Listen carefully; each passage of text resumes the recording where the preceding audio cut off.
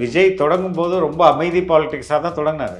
யாரையும் விமர்சிப்பதில்லை, பேர் கூட சொல்கிறதில்லை. இப்படி தான் நான் வந்து அரசியல் ரொம்ப டீசெண்டாக நடத்துவேன் அப்படின்னு சொல்லிட்டு தான் அவர் வந்து அரசியல் கட்சியை நடத்தி தொடங்கி வந்தார். அவரை பிடிச்சி தள்ளி விட்றது யார்?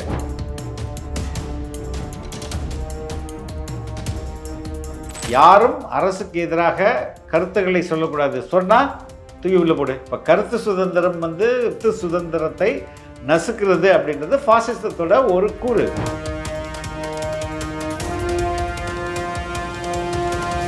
தமிழ்நாட்டில் யார் ஆண்கள் பெண்கள் ரெண்டு இருபாலரில் யார் அதிக எண்ணிக்கையில் இருக்காங்க?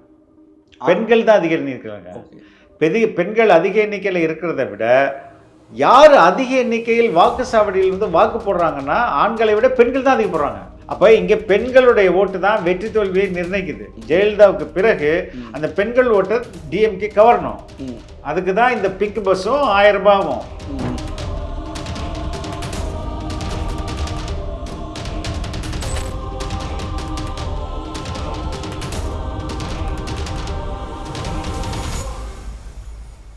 சார் வணக்கம் சார். வணக்கம் சார். இப்போ சமீபமாக நடந்த சிறப்பு பொதுக்குழு கூட்டம் தான் தாவேகா சார்பில் நேற்று நடந்தது. ரொம்ப ரொம்ப எதிர்பார்த்த ஒரு பொதுக்குழு கூட்டம் அப்படின்னு தான் சொல்லி ஆகணும். ஏன்னா அந்த கரூர் சம்பவத்துக்கு அப்புறம் விஜய் அவர்கள் வெளியே வந்து கட்சி சார்பாக நடைபெறக்கூடிய ஒரு முக்கியமான நிகழ்வு. அந்த நிகழ்வை நீங்கள் எப்படி பார்க்குறீங்க? முதற்கட்டமாக yes, I am bouncing back. இனிமேல் வந்து என்னுடைய அரசியல் செயல்பாடுகள் தொடங்கிருச்சு அப்படின்றது ஒன்று. அரசியல் நிலைப்பாடு இந்த சம்பவத்திற்கு முன்பு தாவேகா எந்த நிலைப்பாட்டில் இருந்ததோ அதே நிலைப்பாட்டில் இப்போயும் இருக்குது. எந்த மாற்றமும் இல்லை, எந்த கூட்டணி மாற்றமும் இல்லை. இந்த நாங்கள் ஏற்கனவே சொன்ன மாதிரி 26 தேர்தல் என்பது திமுகவிற்கும் தாவேகாவிற்கும் தான் அப்படின்ற அதே முழக்கத்தோடு நாங்கள் தொடர்றோம் அப்படின்ற செய்தியை சொல்லியிருக்காரு அப்படின்னு தான் நினைக்கிறேன் நான்.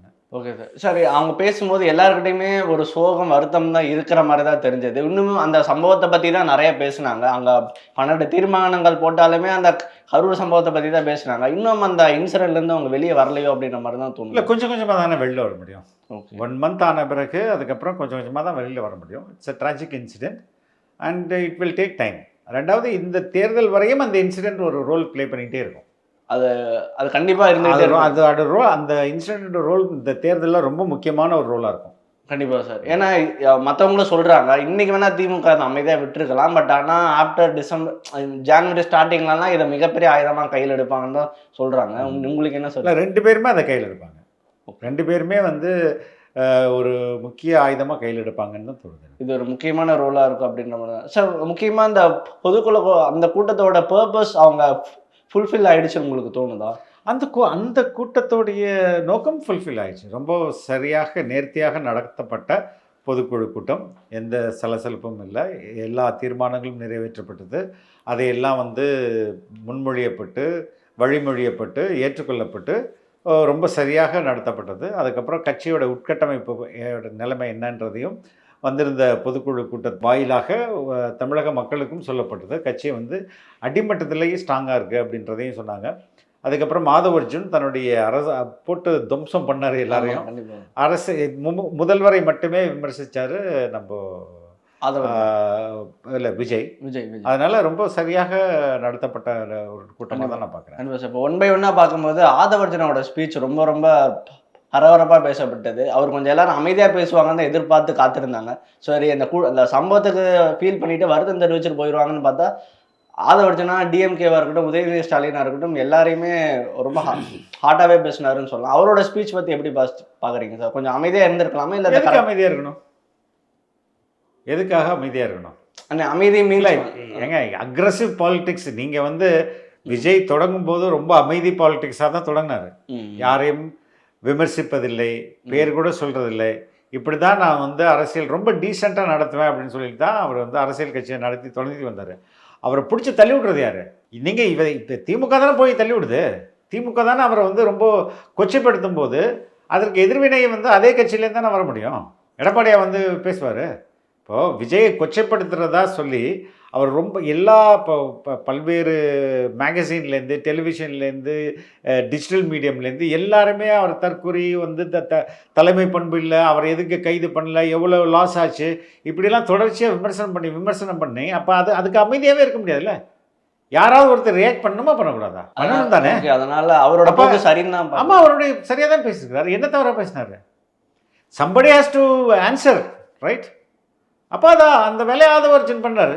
அதே அவர் பேசும்போதே சொல்றாரு, கிரிட்டிசிசம்க்கு விஜய் சார் பதில் சொல்ல மாட்டாரு, நாங்க தான் பதில் சொல்லுவோம் அப்படின்ற மாதிரி ஒரு டோன்ல சொல்றாரு. ஆமா, அப்படிதானே. எல்லாத்துக்கும் எல்லாருமே பதில் சொல்லிட்டு இருக்க முடியல. திமுகவில் எல்லாத்துக்கும் எல்லாருமே பதில் சொல்றாங்களா? பதில் சொல்ல மாட்டாங்கல்ல. அப்ப அதே மாதிரி தான் இங்கேயும். அதே மாதிரி தான் சார். அதே மாதிரி பேசின ஒரு பாயிண்ட் ரொம்ப ஆச்சரியத்தை கொடுத்தது என்னன்னா, போன சட்டமன்ற எலெக்ஷன்ல விஜய் அவர்கள் உங்களுக்கு ஆதரவு கொடுத்தாரு, அந்த கருப்பு சகப்பு சைக்கிள்ல வந்தாரு அப்படின்ற மாதிரி சொல்லியிருப்பாரு. அன்னைக்கே அது ரொம்ப பரபரப்பா பேசப்பட்டுச்சு. எதுக்காக கார்ல வந்திருக்கலாம், பொதுவா ஒரு சின்ன கார்ல தான் வருவார், ஸ்விஃப்ட் இல்லைன்னா அதில் தான் வருவார். ஸ்விஃப்ட்ல தான் வருவார். எதுக்கு சைக்கிள், அதுவும் கருப்பு சகப்பு சைக்கிள் எதுக்கு, இந்த மாதிரி பல்வேறு விஷயங்கள் அன்னைக்கே போச்சு. திமுக ஆதரவுன்னு சொன்னாரு, இன்னைக்கு அதை ஆதவர்ஜனா ப்ரூவ் பண்ணிட்டாரு அப்படின்னு தான் சொல்லணும். அதுக்கு இல்லை, அன்னைக்கே அது அந்த நேரத்தில் பெட்ரோல் விலை ரொம்ப கடுமையாக இருந்தது.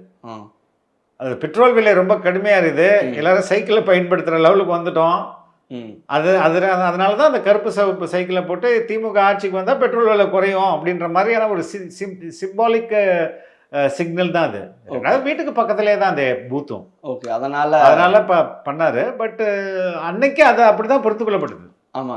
சரி, இன்னைக்கு ஆதவர்ஜன் நான் சொன்னது அவனே விஜய் சார் ஒரு ரியாக்ஷன் கொடுத்துருப்பாரு. அவரை என்ன சொல்ல, இதையே சொன்ன எடுத்துக்கிறதா இல்ல அப்படியெல்லாம் இல்லைன்ற மாதிரி ஒரு ரியாக்ஷன் கொடுத்தா, இன்னைக்கு சொல்றது இப்ப திரும்பவுமே அதை டிபேட்டை கிரியேட் பண்ணிருக்கு.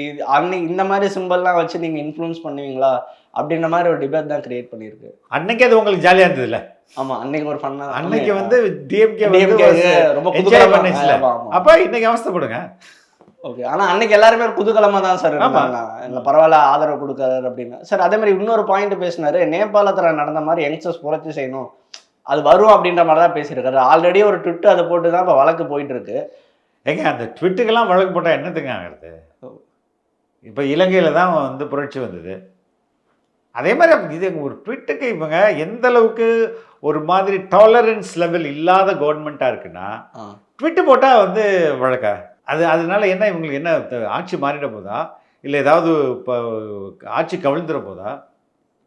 யார் ஒரு கருத்து சொன்னால் வந்து இந்த ஆட்சிக்கு கெட்ட பேர் வந்துருச்சு அப்படின்னு இவங்க நினைச்சாங்கன்னா, அப்போ டாலரன்ஸே இல்லைன்னு தானே அர்த்தம். இதுதானே ஃபேசிசம். யாரும் அரசுக்கு எதிராக கருத்துக்களை சொல்லக்கூடாது, சொன்னால் தூக்கி உள்ள போடு. இப்போ கருத்து சுதந்திரம் வந்து சுதந்திரத்தை நசுக்கிறது அப்படின்றது ஃபாசிசத்தோட ஒரு கூறு, ஒன் ஆஸ்பெக்ட் ஆஃப் ஃபாசிசம்.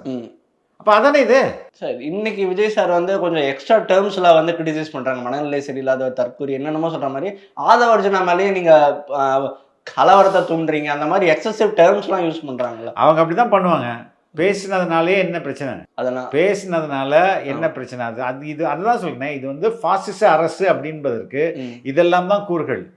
அதுல முக்கியமான கூறு எதிர்ப்பு குரலே இல்லாம அமுக்குறது, நசுக்கிறது. இது பாசிசத்தோட ஒரு ஆஸ்பெக்ட். இதை தான் இந்த கவர்மெண்ட் பண்ணுதுன்றாங்க.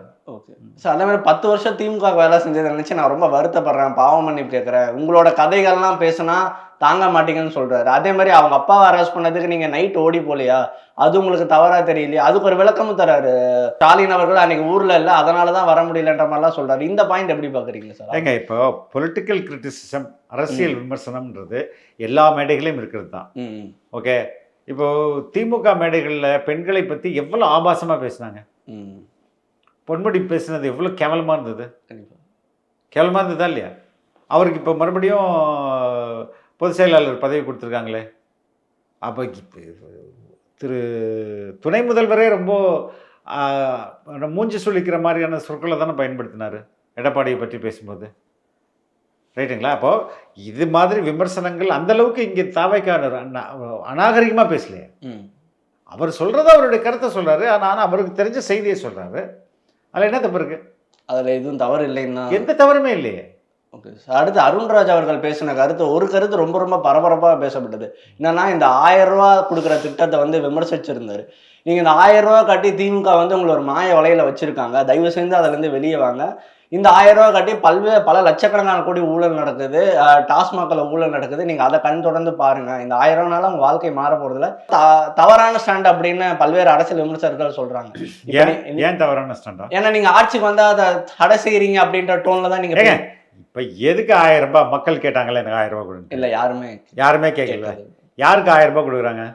குடும்ப தலைவலிக்கு பெண்களுக்கு சரிங்களா? பெண்கள் தமிழ்நாட்டுல யார் ஆண்கள் பெண்கள் ரெண்டு இருபாலர்ல யார் அதிக எண்ணிக்கையில் இருக்கா? பெண்கள் தான் அதிக எண்ணிக்கையில் இருக்காங்க.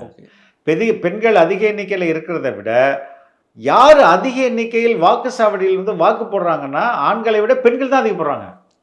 அப்ப இங்க பெண்களுடைய ஓட்டு தான் வெற்றி தோல்வியை நிர்ணயிக்குது. ரொம்ப முக்கியமான, அதாவது பெண்கள் ஓட்டு யார் பக்கம் இருக்கோ அவர்கள் எளிதாக வெற்றி பெற முடியும். அப்ப ட்ரெடிஷ்னலா ஜெயலலிதா வந்து பெண்கள் ஓட்டை வச்சிருந்தாங்க. ஜெயலலிதாவுக்கு பிறகு அந்த பெண்கள் ஓட்டை டிஎம்கே கவரணும். அதுக்கு தான் இந்த பிங்க் பஸ்ஸும் 1000 ரூபாயும், ரைட்டுங்களா? அதைத்தான் அவர் அட்ரஸ் பண்றாரு. இந்த 1000 ரூபாய் இருக்கு, அதுக்கு தான், அதுதான் உண்மையான நோக்கம். வெல்ஃபேர்ன்ற பேர்ல நடத்தப்பட்டாலும் உண்மையான நோக்கம் 1000 ரூபான்றது பெண்கள் அதிகமா, பெண்கள் ஓட்டு அதிகம். You can check in any with any website. Okay, அப்போ இவர்களுக்கு பெண்கள் ஓட்டை கவர்றதுக்கு இந்த 1000 ரூபாய், அதுதான் அந்த 1000 ரூபாயில என்ன நடக்க போகுது உங்களுக்கு? ஒண்ணுமே ஊழல் தானே வரப்போகுது. இப்போ இங்க வந்து எது நாட்டுக்கு 1000 ரூபாய் கொடுத்துட்டீங்கன்னா அவங்க வாழ்க்கை சிறப்பாயிடுமா, இல்ல வேலை வாய்ப்பு உருவாக்கி கொடுத்தா அவங்க வாழ்க்கை சிறக்குமா? வேலை வாய்ப்பு உருவாக்கி கொடுத்தா. இப்போ வேலை வாய்ப்புக்கு இங்க அடிப்படை கட்டமைப்பு நல்லா இருக்கணும்ல. சரியான சாலை வசதி, சரியான குடிநீர், சரியான மருத்துவம், சரியான எஜுகேஷன், இது இருந்தா போதும் இல்லையா? பேசிக் இன்ஃப்ராஸ்ட்ரக்சர் தானே முக்கியம். விஜய் அதை தானே ஃபோக்கஸ் பண்றாரு. அதை நீங்க வந்து அனுபவிக்கும் போது தான் தெரியும். இப்போ அதோடைய இப்போ எல்லா மேலை நாடுகளும், எல்லா வளர்ச்சி அடைந்த நாடுகளும் எதில் முதல்ல கான்சென்ட்ரேட் பண்ணாங்கன்னா இதுதான், நம்மளுடைய மக்கள் வளம், ஹியூமன் ரிசோர்ஸஸ், அதுக்கான சரியான படிப்பு, நல்ல கல்வி, அதுக்கு அடுத்தது அவங்களுடைய ஹெல்த்து, முறையான ஹெல்த் கேர், அதுக்கு அடுத்தது இன்ஃப்ராஸ்ட்ரக்சர், குடிநீர், சாலை, கரண்ட்டு, ஹவுசிங், இது சரி பண்ணி கொடுத்துட்டாலே மற்றதெல்லாம் வந்து இயற்கையாக நடந்துடும்ல. அதனால அது அருண்ராஜ் பேசின கரெக்டாக ரொம்ப சரியான பேசுங்க. அது ஏங்க ஒரு ஐஆர்எஸ்ங்க, அவ்வளோ எவ்வளோ இந்த இந்திய சமுதாயம் எப்படி இருக்குன்னு நல்ல உள்வாங்கிய மனிதராக இருப்பார் இல்லையா அவர்? கண்டிப்பாக சார். அது பர்சனலாக ஜேர்னலிஸ்டாக எனக்குமே அது பேர் சரின்னு தான் தோணுது. பட் ஆனால் மக்கள் வயசும் சரியா பல்வேறு அரசு குடிசை இவங்க வந்து போலி பிரச்சாரம் பண்ணிட்டு இருப்பாங்க. ஓகே சார், ஒரு போலி பிரச்சாரம் பண்ணிக்கிட்டே தான் இருப்பாங்க. ஓகே ஏங்க, இலவசமா உணவு கொடுக்குறீங்கல்ல, அதை விட கேவலம் நம்ம நாட்டுக்கு இருக்குதா இல்லையா? அவனுக்கு உணவு கூட இல்லாம ஏழையா வச்சிருக்கிறது யாரு? அரசாங்கம் தான். அரசாங்கம் உங்களை ஏழையாக வைத்துக்கொள்ள அரசியல்வாதிகள் பணக்காரனா மாறிட்டே இருப்பாங்க. அரசியல்வாதிகள் பணக்காரனா இருக்கணும்னா மக்கள் ஏழையா இருக்கணும், தரித்திரத்தில் இருக்கணும். 1000 ரூபாய் வந்தா ஜாலிதான் நினைக்கணும். அவனுக்கு 10,000 ரூபாய், எல்லாருக்குமே அந்த 1000 ரூபாய் நம்பாம நீ யாரா எனக்கு 1000 போடுறது, I have a good life நினைச்சானா ஊழல் பண்ண முடியாது. ஊழல்வாதிகள் மறுபடியும் ஆட்சிக்கு வரவே முடியாது. அப்ப உங்களை ஏழையா வைத்துக்கொள்ள ஆட்சியாளர்கள், அதுவும் ஊழல் அரசியல்வாதிகள் நல்ல லாபம் கிடைக்கலாம். உங்களுக்கு 300 ரூபாய் கொடுத்தா நீங்க ஓட்டு போடுவீங்க அப்படின்னா என்ன அர்த்தம்? உங்களுக்கு அந்த 300 ரூபாய்க்கு கூட வழி இல்லைன்னு தானே அர்த்தம். அதே 30,000 ரூபாய் உங்கள்கிட்ட இருந்ததுன்னு வைங்களேன், 300 ரூபாய் கொண்டு ஓட்டு போடுங்கன்னா போடுவீங்களா நீங்க? இல்ல, அது காசாவே தெரியாது. காசாவே தெரியாது இல்ல, போடா அப்படின்றீங்கல்ல. அப்போ 30,000 ரூபாய் உங்கள்கிட்ட இருக்கக்கூடாது. அப்பதான் நீங்க 300 ரூபாய் கொடுத்தா நான் எவ்வளவு தப்பு பண்ணாலும் எனக்கு நீங்க ஓட்டு போடுவீங்க. அப்ப அந்த 300 ரூபாய்க்கு இல்லாம நீங்க இருக்கணும். அதுக்கு நான் என்ன பண்றது? அப்போ உங்களை ஏழையா வைக்கிறது தான் என்னுடைய வேலை. சார், நேற்று நைட்ல இருந்து டிஎம்கே என்ன மாதிரி பிரச்சாரம் பண்ணிட்டு இருக்காங்கன்னா, என்ன ஸ்டேட்மெண்ட் போயிட்டு இருக்குன்னா, ஐயோ விஜய் ஆட்சிக்கு வந்தா 1000 நிறுத்திடுவாரு, ஃப்ரீ பஸ்ஸை ஸ்டாப் பண்ணிடுவாரு, ஸ்டூடெண்ட்ஸோட வெல்ஃபேர் ஃப்ரீ ஸ்கீம் எல்லாம் ஸ்டாப் பண்ணிடுவாரு. இந்த மாதிரி இந்த 3 பாயிண்ட் அடிப்படையாக வச்சு நேற்று நைட்ல இருந்து இது போயிட்டு இருக்கு. நான் என்ன கேட்குறேன், இந்த அளவுக்கு அடிப்படையாக ஏழைகளாக யார் வச்சது? உங்களுடைய அரசியல் பாலிசி தானே வச்சது. இப்போ துபாயில் வந்து பணக்காரங்களாக இருக்கிறாங்க, அவங்க வந்து ஏழைகள் இல்லை, பிச்சைக்காரங்க இல்லைன்னு வைங்களேன்.